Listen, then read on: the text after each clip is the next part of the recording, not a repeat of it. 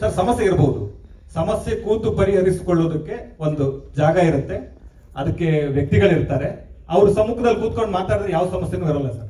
So ಹಾಗಾಗಿ ಇದು ಏನೇ ಇದ್ದಿದ್ರು ಕೂತು ಮಾತಾಡಬಹುದಾಗಿತ್ತು ಅಂತ ಅನ್ನೋದು ಒಬ್ಬ ನಿರ್ಮಾಪಕನಾಗಿ ಒಬ್ಬ ನಿರ್ದೇಶಕನಾಗಿ ನನ್ನ ಒಪಿನಿಯನ್ ಸರ್. ಇದು ಗುರುವರೇ ಶಿವಣ್ಣ ಅವರು ಫಸ್ಟ್ ಇದು ಮಾಡ್ಬೇಕಿತ್ತು ಅಂತ ಒಂದು ಸ್ಕ್ರಿಪ್ಟ್ ಎಲ್ಲ ಆಗಿತ್ತು.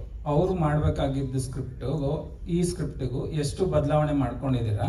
ಮತ್ತೆ ಈ ಕಾಮಿಯರ್ ರೋಲ್ ಮೊದಲು ಇತ್ತ ಅಥವಾ ಇರ್ಲಿಲ್ವಾ?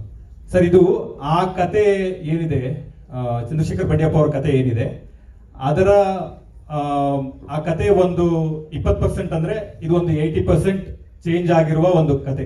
ಅದು ಐಡಿಯಾ ಆಗಿ ಮಾತ್ರ ಉಳ್ಕೊಂಡಿದೆ. ಹಾಗಾಗಿ ಅದರಲ್ಲಿರುವ ಪಾತ್ರಗಳಿರ್ಬೋದು, ಅದರಲ್ಲಿರುವ ಸ್ಕ್ರೀನ್ ಪ್ಲೇ ಇರ್ಬೋದು, ಡೈಲಾಗ್ ಇರ್ಬೋದು, ಅದೆಲ್ಲವೂ ಬದಲಾಗಿದೆ. ಸೊ ಹಾಗಾಗಿ ಆ ಕತೆಗೂ ಈ ಕತೆಗೂ ಕಂಪೇರ್ ಮಾಡೋದು ಇಟ್ ಇಸ್ ನಾಟ್ ರೈಟ್ ಅಂತ ನನ್ನ ಒಪಿನಿಯನ್ ಸರ್. ಗುರುವರೇ ಹೇಳಿ ಈ ಕಡೆ ಈ ಶೂಟಿಂಗ್ ಟೈಮ್ ಅಲ್ಲಿ ಏನಾದ್ರೂ ಭಿನ್ನಾಭಿಪ್ರಾಯ ಮೂಡಿತಾ ಅಥವಾ ಶೂಟಿಂಗ್ ಆದ್ಮೇಲೆ ಈ ರೀತಿಯಾದಂತಹ ಸಮಸ್ಯೆ? ಇಲ್ಲ, ಶೂಟಿಂಗ್ ಅಲ್ಲಿ ಯಾವುದೇ ಭಿನ್ನಾಭಿಪ್ರಾಯ ಇರಲಿಲ್ಲ. Is very cooperative, he cooperated. Shooting ಅಲ್ಲಿ ನಮಗೂ ಅಥವಾ ಅವ್ರಿಗೂ ಅಥವಾ ಯಾವುದಕ್ಕೂ ಶೂಟಿಂಗ್ ಇವರೆಲ್ಲ ಇದ್ರಪ್ಪ, ಇವ್ರು ಬಂದಿದ್ರಲ್ಲ, ಅವರೆಲ್ಲರೂ ಶೂಟಿಂಗ್ ಅಲ್ಲಿ ಇದ್ರು, ಅವರೆಲ್ಲರೂ ಶೂಟಿಂಗ್ ಬಂದಿದ್ರು, ಅವ್ರೆಲ್ರಿಗೂ ಗುರುದತ್ ಕಣಿಗ ಫಿಲ್ಮ್ಸ್ ಇಂದ ಸಂಬಳ ಹೋಗಿದೆ.